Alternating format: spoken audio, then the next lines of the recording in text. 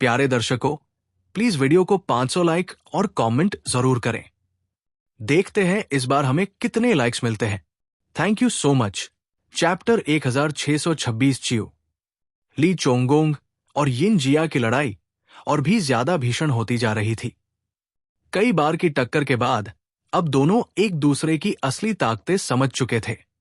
Command centre की explosion में जख्मी होने के बावजूद यिन जिया अब भी ली चोंगोंग से लड़ाई में बढ़त ले पा रहा था, लेकिन चोंगन सिटी की होम कोर्ट एडवांटेज के साथ वो अब दुश्मन को दबा नहीं पा रहा था। ठंडी हवा आसमान में सीटी की तरह गूंज रही थी। एक ओर ली चोंगोंग की तलवारों की चमक, दूसरी ओर यिन जिया की काली स्मोक स्क्रीन। दोनों आसमान को चीरते हुए चोंगान शहर में तबाही मचा रहे थे।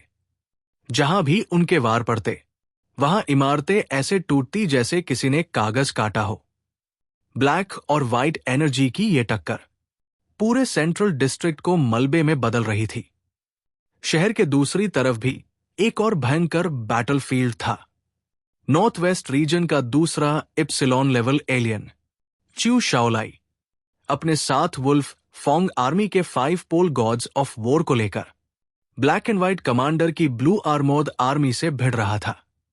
शाओलाई को इप्सिलॉन बने ज्यादा समय नहीं हुआ था, लेकिन जैसे ही उसने ब्लैक एंड व्हाइट कमांडर से लड़ाई शुरू की, उसे साफ महसूस हुआ कि उसकी ताकत उस एलियन से बहुत कम है।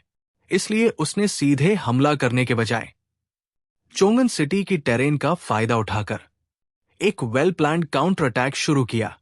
वुल्फ फोंग आर्मी की आर्मी फॉर्मेशन के पीछे एक लॉन्च बेस एक्टिवेट किया गया, जहां से भारी भरकम मिसाइल्स हवा में उड़ चली और शाओलाई के डायरेक्शन में पहुंची।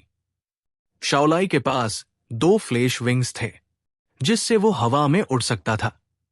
उसके पास जो भी मॉडर्न वेपन्स थे, वो अब लगभग खत्म हो चुके थे, लेकिन यहां उसे कांस्टेंट सप्लाई मिलता जा रहा था। ब्लैक एंड व्हाइट कमांडर की एबिलिटी थी वाइंड कंट्रोल। हवा को वो कभी ब्लेड की तरह यूज करता, तो कभी वॉल की तरह। एक ही वक्त में ओफेंसिव और डिफेंसिव दोनों रोल्स निभा रहा था। भले ही शाओलाई के साथ चेन जियाहाओं की फायर पावर सुप्रीमेसी हो, फिर भी वे उस वाइंड डिफेंस को तोड़ नहीं पा रहे थे। अब तो मुझे तुझसे थोड़ी इज्जत हो गई है। ब्लैक एंड व्हाइट कमांडर हवा में झूल रहा था और बोला, कभी कभी कीड़े भी सर्वाइवल के लिए जी जान लगा देते हैं, लेकिन इसी वजह से मुझे तुम्हारे लिए अफसोस होता है। उसने अपने हाथ फैलाए और आसमान से दर्जनों टॉर्नेडोज उतरे, ऐसे जैसे आसमान से काल बनकर उतर रहे हों। हर टॉर्नेडो एक ड्रैगन की तरह गूंजता, जो 10 किलोमीटर के दायरे की सारी इमारतों को तबाह करता गया। अब ये टॉर्नेडोज सीधा शाओलाई और उसके पीछे खड़े वुल्फ फोंग गार्ड्स की तरफ बढ़ रहे थे।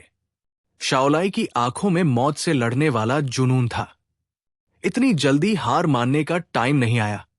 उसने हाथ ऊपर उठाया और उसी वक्त आसमान में मिसाइल्स आग की पूंछ के साथ चमकी। जब वो मिसाइल्स उसके ऊपर से गुजरी, तो उनकी स्पीड अभी पूरी नहीं हुई थी, इसलिए शाओलाई के पास उन्हें रीऑपरेट करने का मौका था। Full metal panic. शाओलाई की हथेली में एक जबरदस्त एनर्जी इकट्ठा हुई और उसकी ताकत से वो मिसाइल्स धीरे धीरे ब्लैक ड्रैगन्स में बदलने लगी। हर मिसाइल का बॉडी अब बल्कि और वाइल्ड हो चुका था, जैसे शैतानी ड्रैगन जो हवा में पलटी मारते हुए ब्लैक एंड व्हाइट कमांडर और उसके टॉर्नेडोज की तरफ दौड़ पड़े। इन ड्रैगन शेप्ड मिसाइल्स का पावर अब बहुत बढ़ चुका था और उनका पाथ अब कोई सामान्य लॉजिक से समझ नहीं सकता। एयर में एक्सेलरेट करने के बाद उनकी स्पीड मैक लेवल से कई गुना हो गई। चारों ओर सोनिक बूम्स और गूंज सुनाई देने लगी। ब्लैक एंड व्हाइट कमांडर ने उन्हें टैक्टिकल सिस्टम से लॉक करने की कोशिश की, लेकिन उनकी अनप्रेडिक्टेबल ट्रेजेक्ट्री उसे चौंका गई। ये किस तरह की चाल है? ये तो किसी जिंदा चीज जैसा लग रहा है। अब उसके पास एक ही ऑप्शन था, टॉर्नेडोज की दीवार बनाकर उन्हें रोकना। शाओलाई ने हाथ हिलाया और वो ड्रैगन मिसाइल्स सीधा उन टॉर्नेडो से टकरा गई। बूम! एक मैसिव एक्सप्लोजन ने पूरे चोंगन सिटी को रोशन कर दिया। मॉडर्न आर्म टेक और शाओलाई की मेटल फ्रेंजी एबिलिटी का मिक्स इतना जबरदस्त था कि explosion almost miniature love death God level का था। एक्सप्लोजन का शॉकवेव चारों ओर फैल गया। किसी को बचने का मौका नहीं मिला। जो भी ब्लू आर्मोर्ड वॉरियर्स या वुल्फ फॉन्ग गार्ड्स पास थे, वो सभी शॉकवेव में जलकर राख बन गए। यहां तक कि 5 पोल गॉड्स ऑफ वॉर को भी अपना एक्सप्रेशन बदलना पड़ा, क्योंकि एक्सप्लोजन का हीट वेव जो 10 किलोमीटर दूर तक गया, वो भी उन्हें पिघला देने जैसा लग रहा था। इमारतें गिर गई, टैंक्स पिघल गए और कई इंसानों के शव सीधे ऐश बन गए। यही होती है एक इप्सिलॉन लेवल एलियन की असली ताकत, और ये है मॉडर्न मिलिट्री वेपन्स का कहर। मिसाइल्स ने टॉर्नेडो वॉल में एक क्रैक बना दिया था। Black and white commander stun रह गया। मेरी वाइन डिफेंस भी टूट सकती है। टॉर्नेडो के टकराने से उसकी बॉडी जोरदार झटका खा गई। वो हवा में कैनन बॉल की तरह उड़ा और सैकड़ों इमारतें चीरता हुआ दूर जा गिरा। अगर उसके पास वाइंड एस्केप नहीं होता तो उसका शरीर पूरी तरह चूर हो गया होता, लेकिन फिर भी उसका सीना फटा जा रहा था। जब उसने मुंह खोला, एक बूंद खून बाहर आया। मैंने बहुत ज्यादा खुद पर भरोसा कर लिया। उसे लगता था कि शाओलाई बस एक छोटा सा डेप्यूटी था, पर वो भूल गया था कि कोई भी एलियन जो इप्सिलॉन फील्ड तक पहुंचा हो, वो लाखों में एक होता है। शाओलाई की एबिलिटी जब मॉडर्न बैटलफील्ड फॉर्मेशन के साथ कंबाइन हो जाए, तो वो ऐसे एनिमीज को भी हरा सकता है जिनका एबिलिटी इंडेक्स उससे कहीं ज्यादा हो। और अभी तो शाओलाई ने अपना फुल पोटेंशियल भी अनलीश नहीं किया है। अगर वो लव डेथ गॉड को खुद कंट्रोल करे, तो ना सिर्फ ब्लैक एंड व्हाइट कमांडर, बल्कि ब्लैक चैरियट लेवल एलियंस को भी उसके वार से बचना ही पड़ेगा।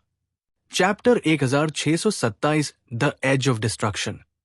शाओलाई हवा में उड़ रहा था, गहरी सांसें लेते हुए। उसने अपने सामने हुए तबाही को देखा, लेकिन उसके चेहरे पर कोई खुशी नहीं थी। ये तो हमारा ही वतन है, उसने आर्मी में अपने साथियों से कम्युनिकेशन डिवाइस के जरिए कहा। भाइयों, आपने जो किया उसके लिए शुक्रिया। अब मिलकर इस नॉर्थ वेस्ट रीजन की रक्षा की लड़ाई जीतनी है। जमीन से 200 मीटर नीचे एक Honey comb-like underground war command centre था, जहां वुल्फ फॉन्ग गार्ड्स के कई सैनिक तैनात थे। भले ही वो डब्ल्यूयू एलियन फोर्सेस से सीधे नहीं लड़ रहे थे, लेकिन उनकी जिम्मेदारी और भी बड़ी थी। पूरे नॉर्थ वेस्ट रीजन के सैटेलाइट्स और वेपन सिस्टम्स को कंट्रोल करना, और ऊपर जमीन पर लड़ते हुए फौज को सपोर्ट देना। अगर उनका सहयोग न होता, तो शाओलाई कभी मिसाइल्स से ब्लैक एंड व्हाइट कमांडर पर हमला नहीं कर पाता। बस एक ही हथियार ऐसा था जिसे ये लोग कंट्रोल नहीं कर सकते थे, God of death of love. उसे सिर्फ ली चोंगोंग ही लॉन्च करने का आदेश दे सकता है, और वो भी तभी जब चोंगन सिटी पूरी तरह हार के कगार पर हो। यानी हम मरे तो तुम भी मरो वाला हथियार। ब्लैक एंड व्हाइट कमांडर धीरे धीरे मलबे से बाहर आया। उसने शाओलाई को घूरते हुए कहा, स्ट्रेंथनिंग ड्रग इंजेक्ट करो। एक सुई उसके आर्मोर से निकली और नीले रंग की दवा उसकी नसों में डाली गई। कुछ ही सेकंडों में उसके शरीर की चोटें दब गई, और उसके साथ ही एक ज्यादा भयंकर ताकत उसके शरीर से निकलने लगी। हवा में एक तूफान उठा, जिसका एपिसेंटर वही था। उसकी आंखें अब लाल हो चुकी थी। मौत का इरादा उनमें साफ झलक रहा था। एक छोटे इंसान ने मुझे बेवकूफ बना दिया। अब सारे इंसानों को मारकर ही ये अपमान ढूंढूंगा। लेकिन समय बहुत कम था। बहुत दूर से एक और भयानक एनर्जी आ रही थी, जिसे शाओलाई ने भी महसूस कर लिया। मुझे पता है, ये तो बस शुरुआत है, लेकिन मेरे पीछे पूरी नॉर्थ वेस्ट रीजन की करोड़ों जानें हैं, और मेरे साथ है हजारों वुल्फ फॉन्ग गार्ड्स जो मेरी तरह लड़ रहे हैं।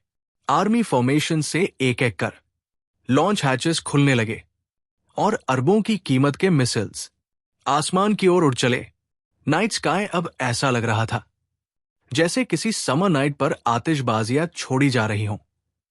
आज का मकसद सिर्फ एक है, किसी भी कीमत पर दुश्मन को मिटा देना। ब्लैक एंड व्हाइट कमांडर अब और भी ज्यादा ताकतवर रूप में सामने आया, तेज और घातक हवाओं के साथ।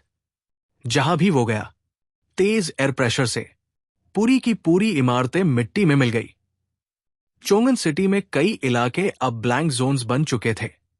शाओलाई ने अपने दांत भींचे और अपनी सारी ताकत से उन हथियारों को और भी पावरफुल बना दिया। एक ऊंची इमारत पर वुल्फ फॉन्ग गार्ड्स ने अपनी जान पर खेलकर ब्लू आर्मोर्ड वॉरियर्स को रोका ताकि वे ऊपर जाकर वेपन्स या लोगों को डिस्टर्ब न कर सकें। खासकर अर्थ गॉड ऑफ वॉर चियोकुया और एंटार्कटिक गॉड ऑफ वॉर दीफे छत पर खड़े होकर हर दुश्मन को दूर धकेल रहे थे। इसी बीच चेन जियाहो, जो अब ह्यूमन कैनन में बदल चुका था, उसने अपनी पूरी ताकत इकट्ठा कर ली थी। उसका गला एकदम ट्रांसलूसेंट फायरी रेड बन चुका था, इतना लाल जैसे अभी फट जाएगा। बूम!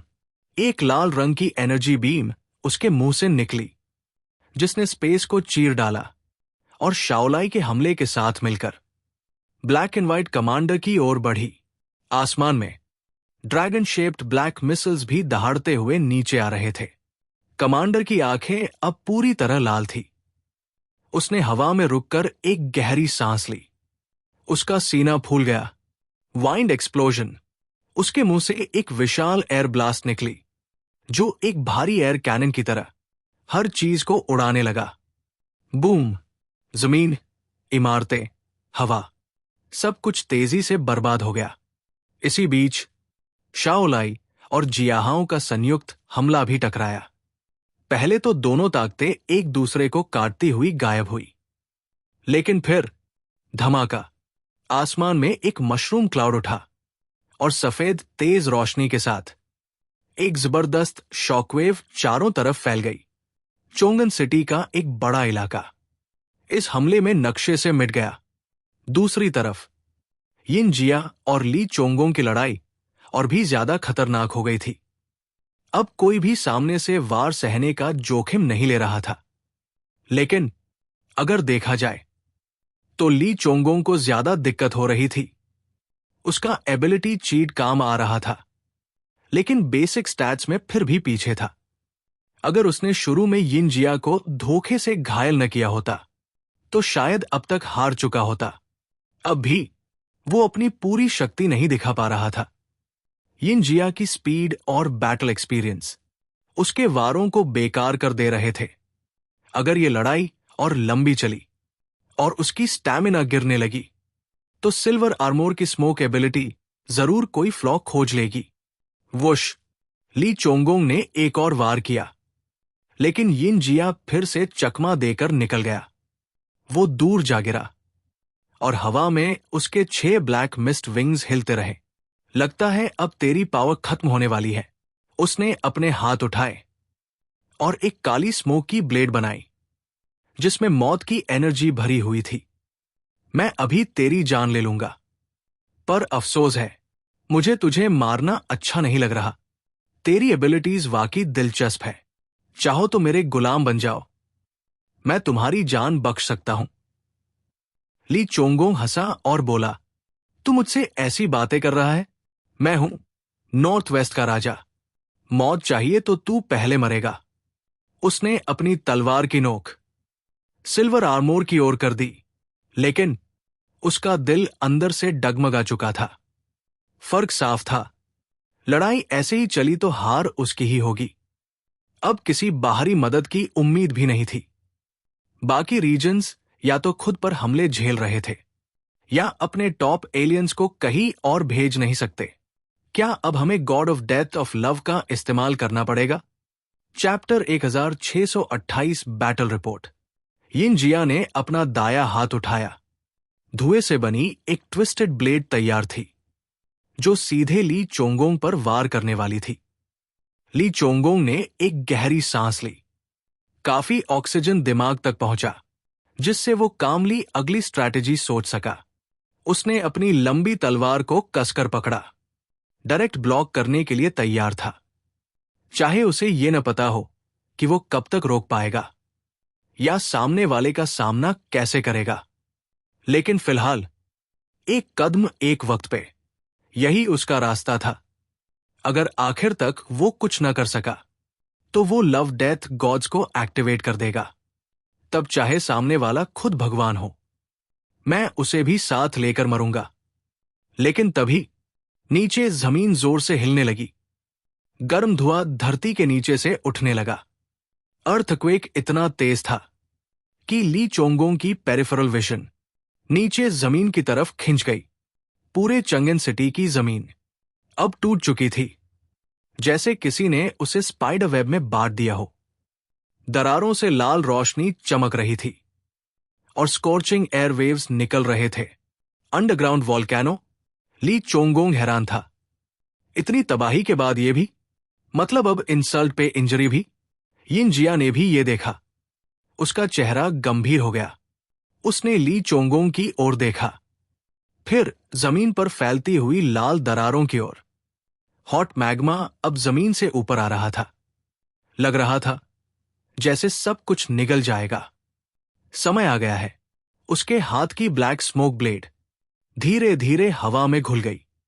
उसने दूर कहीं देखा और कहा, आज के लिए यही तक। तुमने मुझे चौंकाया है, लेकिन अगली बार इतना आसान नहीं होगा। डिस्ट्रक्शन इज कमिंग, कोई नहीं बचेगा। इतना कहकर वो काले धुएं में लिपटकर पीछे हटने लगा। ली चोंगोंग अब भी समझ नहीं पाया कि यिन जिया ने पीछे हटने का फैसला क्यों लिया। रुको, मुझसे क्या चाहते हो? जवाब दो, उसने चिल्लाया, लेकिन पीछे नहीं गया। कहीं ये कोई चाल न हो। चंगेन सिटी में हर तरफ ब्लैक स्मोक उठने लगा, आसमान तक। सिल्वर आर्मोर उस धुएं में मिल गया और उसकी परछाई तक गायब हो गई। दूर एक और बैटलफील्ड पर ब्लैक एंड व्हाइट कमांडर जो शाओलाई से लड़ रहा था, उसे रिट्रीट सिग्नल मिला। यस जनरल, उसने भारी मन से जवाब दिया।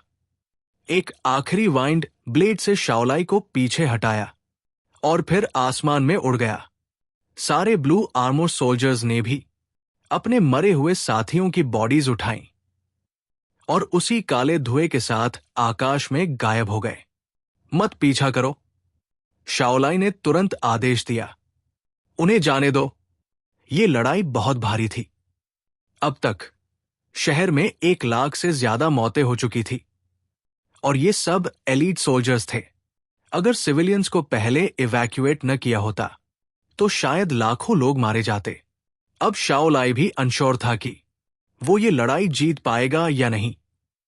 तो जब दुश्मन खुद हट रहा था तो उसी में भलाई थी। डब्ल्यूग्यू ट्रूप्स के जाते ही ब्लैक फॉग भी चंगेन सिटी से धीरे धीरे गायब हो गया।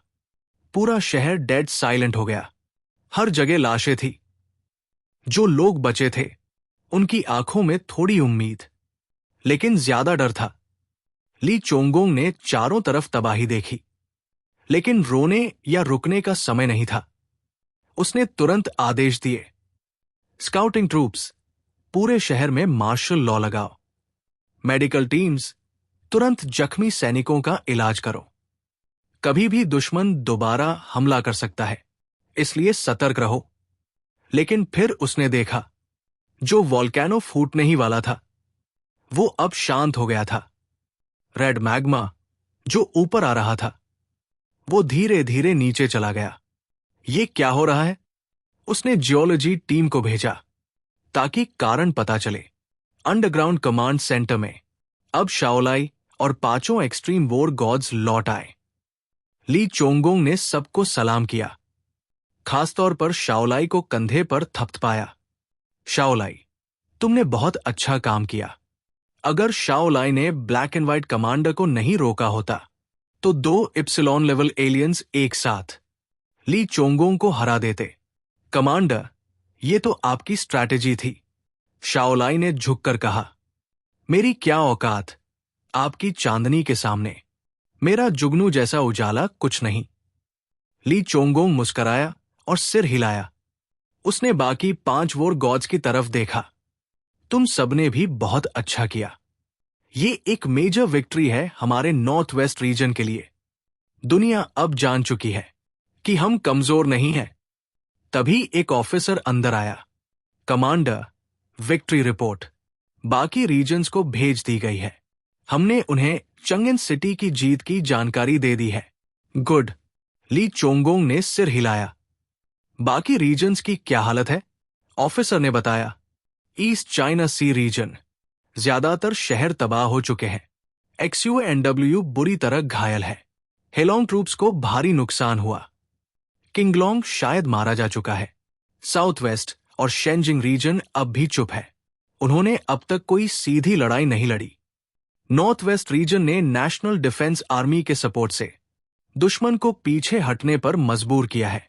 ली चोंगोंग ध्यान से सारी बात सुनता रहा और सोचता रहा कि कौन कितना बेहतर प्रदर्शन कर पाया। नॉर्थ वेस्ट रीजन सबसे ज्यादा सफल रहा था। लेकिन तभी उसने सुना, जियांगनन रीजन। उसका चेहरा बदल गया। जियांगनन रीजन का क्या हाल है? उसने ऑफिसर को घूरते हुए पूछा। ऑफिसर ने घबराते हुए जवाब दिया, जियांगनन रीजन ने इन्वेडिंग एनिमी को पूरी तरह से खत्म कर दिया। Chapter 1629, impossible. इम्पॉसिबल, बिल्कुल इम्पॉसिबल। ऑफिसर ने जैसे ही ये कहा, पूरे कमांड रूम में सन्नाटा छा गया। इतनी गहरी चुप्पी थी कि अगर कोई सुई भी गिरती तो आवाज सुनाई देती। 5 एक्सट्रीम वॉर गॉड्स चुपचाप ली चोंगोंग की तरफ देख रहे थे।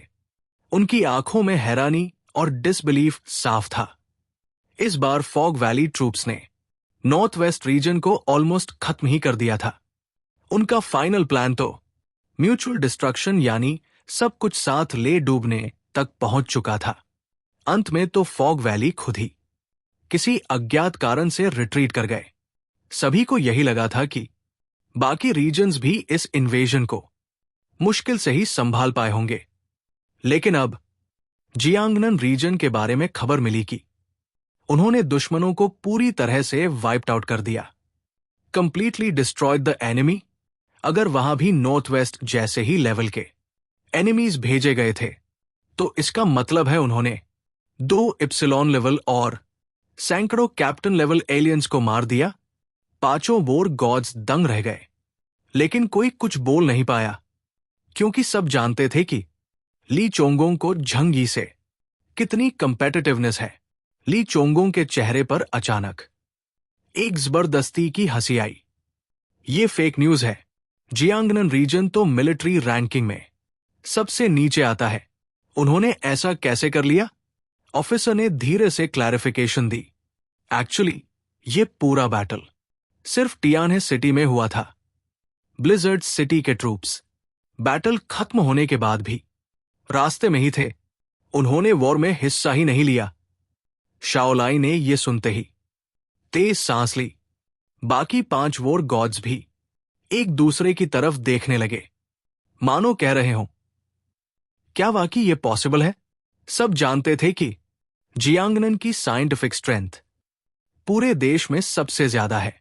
Space based weapons, high tech gear, सब उनके पास था। लेकिन इस बार तो उन्होंने आर्मी यूज नहीं की। तो फिर झंगी और उसकी छोटी टीम ने अकेले ये सब किया। झंगी, जिसके पास ना कोई एलियन आर्मी थी, ना कोई बड़ा संगठन, सिर्फ कुछ कंपेनियंस, कुल मिलाकर 10 से भी कम लोग। और उन्होंने सैकड़ों ब्लू आर्मोर वॉरियर्स, एक सिल्वर आर्मोर जनरल और ब्लैक एंड व्हाइट कमांडर को अकेले मार दिया। हाँ, ली चोंगोंग जोर से हंसने लगा। फेक न्यूज, बिल्कुल फेक है। ये कोई स्टोरी है क्या? जोक चल रहा है क्या? उसकी आंखों से आंसू आ गए। 100+ कैप्टन्स, 2 इप्सिलॉन्स, कुछ भी। ज्यादा से ज्यादा उन्होंने शायद थोड़ा पुशबैक किया होगा, but wipe out, no way. Officer की नजरें अब भी उस रिपोर्ट पर थी। ली चोंगोंग ने कहा, क्या हुआ? कुछ और है? ओ, इजक क्यों रहे हो?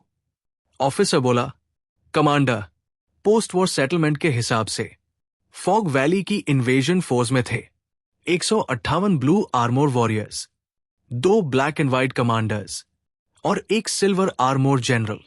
ली चोंगोंग का चेहरा तुड़ गया। Who done? ये तो सीधा झूठ बोल रहा है। मैं सोचता था तू एक सम्मानजनक अपोनेंट है, पार तू तो नाम कमाने के लिए कुछ भी का। रूम में एक बार फिर सन्नाटा। सब जानते थे कि ये रिपोर्ट सच थी। टियानहे सिटी में बॉडीज अभी भी मौजूद थी। हर रीजन का खुद का इंटेल नेटवर्क होता है, तथ्य छिप नहीं सकते। पर ली चोंगोंग एक्सेप्ट नहीं कर पा रहा था। उसे लगता था उसने बहुत अच्छा किया, लेकिन झंग यी के सामने वो बुरी तरह हार गया। एक नोबल फैमिली का प्राउड कमांडर एक वेयरहाउस मैनेजर से हार गया। ये कैसे पॉसिबल है? मेन कैसे हार गया? काफी देर चिल्लाने के बाद ली चोंगोंग चुप हो गया। उसे एहसास हुआ पूरे कमांड सेंटर की नजरें उस पर थी। वो फिर धीरे से बोला, सेंड अ टीम, इन्वेस्टिगेट करो, कंफर्म करो ये रिपोर्ट सच्ची है या नहीं। Yes commander. ऑफिसर तुरंत बाहर चला गया। रिपोर्ट की पुष्टि होते ही ली चोंगोंग डिप्रेशन में चला गया। पूरे देश में अब रीजनल कमांडर्स एक दूसरे से बात कर रहे थे, इन्वेजन शुरू होने से खत्म होने तक। सिर्फ 2 घंटे लगे जब सबको पता चला कि झंग यी ने क्या किया। पूरा हुआशु कंट्री स्टन था। नॉर्थ ईस्ट रीजन में शंजुया इलाज करवा रहा था। फैटिक शू की दादी उसके घाव भर रही थी। जब उसने न्यूज सुनी, उसके चेहरे की चर्बी तक हिल गई। काश मेन भी उसकी तरह होता तो नॉर्थ ईस्ट के हजारों लोग न मरते।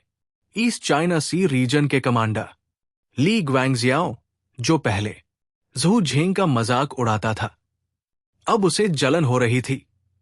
वही झंगी सिर्फ 10 आदमियों के साथ 3 इप्सिलॉन्स मारकर आया। अब तो लोग कहने लगे थे टियानहे सिटी एक खुद का रीजन बन सकता है। शेंगजिंग रीजन में मैंग युअनजू ने धीरे से कहा, ओल्डकिन, तुमने गलत इंसान से पंगा ले लिया था। फिर मुस्कराकर बोला, मगर ये हमारे हुआशु कंट्री के लिए एक ब्लेसिंग भी है।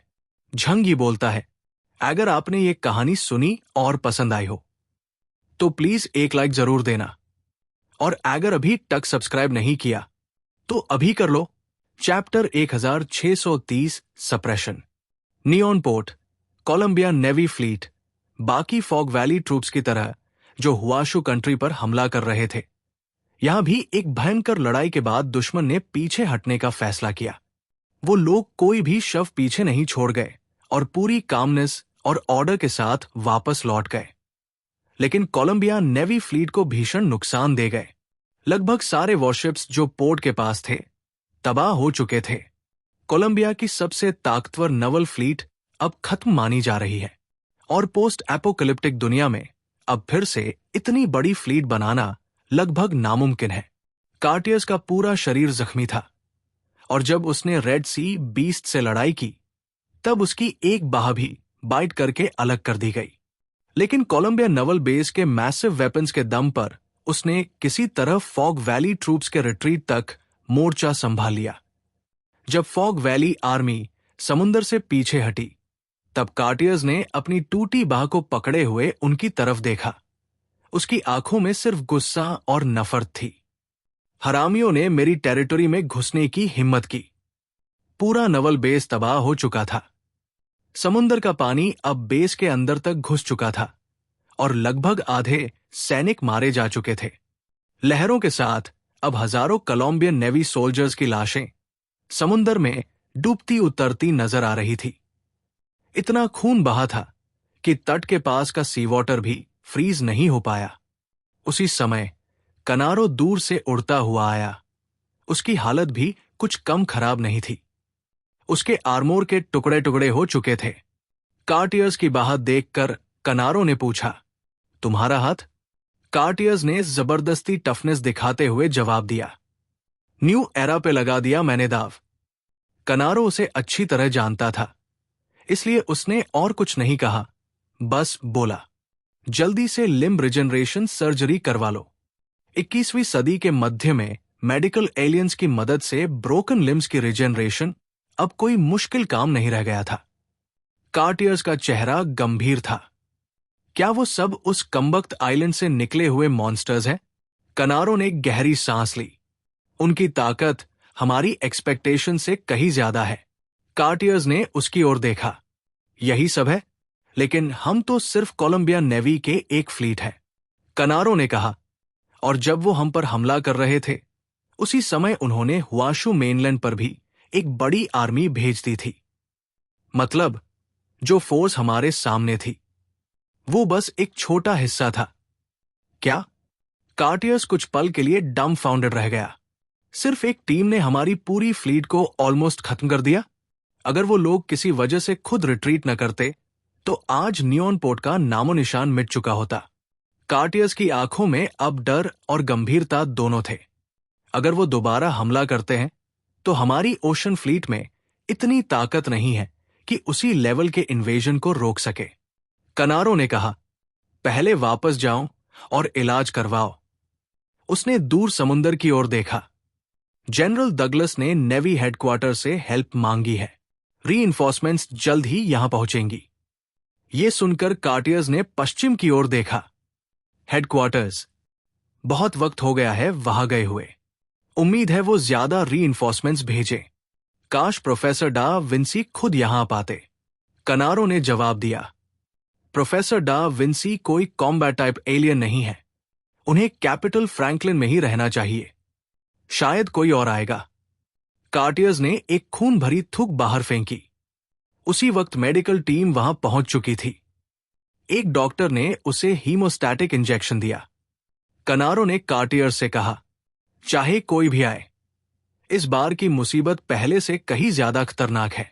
अगर दुनिया की सबसे बड़ी power United States of Columbia भी इस जंग को जीतना चाहती है, तो उन्हें अपनी पूरी ताकत झोंकनी पड़ेगी। कार्टियर्स को इससे कोई आपत्ति नहीं थी, क्योंकि अब तक की जानकारी के हिसाब से हुआशू कंट्री को भी डब्ल्यूग्यू ट्रूप्स के हमले से बहुत बड़ा झटका लगा था। तियनहाई सिटी, हुआशू कंट्री। झंग यी ने अभी अभी एक भयंकर युद्ध जीतकर वापस लौटे थे। पूरा शहर जश्न के माहौल में डूबा था, खासकर जब उन्हें पता चला कि बाकी रीजन्स की हालत उतनी अच्छी नहीं रही, तो उन्हें अपने लीडर पर और भी ज्यादा गर्व हुआ। फुइंग ट्रूप्स के एलियंस ने खुद अपनी आंखों से देखा था कि कैसे झंग यी ने सिल्वर आर्मोर को मार गिराया और ब्लैक एंड व्हाइट कमांडर को एक झटके में खत्म कर दिया। अब उनके दिल में एक अटल विश्वास बैठ चुका था। झंग यी कोई आम इंसान नहीं है, वो तो भगवान है। मां वेंजिंग का ब्रेन वॉशिंग काम तब करता है जब कुछ ठोस सबूत हो, और इस तरह की ब्लडी बैटल से ज्यादा ठोस सबूत और क्या हो सकता है। लेकिन झंग यी खुद इस टेम्पररी विक्ट्री से बिल्कुल ओवरवेल्म नहीं हुए। ब्लैक आर्मोर अभी तक सामने नहीं आया था। अंडरवर्ल्ड का गेटकीपर ही असली खतरा है। झंग यी के मन में कुछ अंदाजे थे। नियॉन की वापसी के बाद उसने एक चीज कंफर्म कर ली थी, ज्यादातर पावरफुल अंडरग्राउंड सिविलाइजेशंस बिना वजह सरफेस पर नहीं आते, वरना उन्हें किसी तरह की सेलेस्टियल पनिशमेंट झेलनी पड़ती है, जैसे उस दिन गॉड ऑफ डेथ पर गिरी हुई वो आसमानी बिजली। इस बार भी फॉग वैली ट्रूप्स ने जमीन पर हमला जरूर किया, लेकिन पूरे इन्वेजन का समय 2 घंटे से ज्यादा नहीं था। इसका मतलब यह हो सकता है कि अंडरवर्ल्ड गेटकीपर ने इसी सेलेस्टियल रूल की वजह से हिस्सा नहीं लिया। लेकिन अगर डब्ल्यूग्यू ट्रूप्स को सरफेस पर आने की इजाजत मिली है, तो इसका मतलब है ये रिस्ट्रिक्शन अब धीरे धीरे खत्म हो रही है। बहुत जल्दी वो ब्लैक आर्मोर वाला अजनबी, जिसने कभी जोंग यी को भी मौत के कगार तक पहुंचाया था, खुद इस दुनिया में उतरेगा। झंग यी को याद आया जब पहली बार उनकी मुलाकात हुई थी। ब्लैक आर्मोर ने उसे XUNW को और कैटलसी को खिलौनों की तरह खेल खेल में हरा दिया था। शायद अगर तब वो चाहता, तो तीनों में से कोई भी जिंदा न बचता। मेरी ताकत अब भी उस लेवल तक नहीं पहुंची है कि मैं उसका सामना कर सकूं। ब्लैक आर्मोर का एबिलिटी इंडेक्स कम से कम 40,000 होगा। झंग यी ने गहरी सांस ली। अब वक्त आ गया है दूसरों की ताकत का सहारा लेने का। अब जब हुआशू कंट्री के सारे रीजन्स इस हमले से प्रभावित हुए हैं। झंग यी ने फैसला किया वो अब सारे रीजन्स की ताकतों को एकजुट करेगा ताकि फॉग वैली के इन्वेजन का मुकाबला किया जा सके।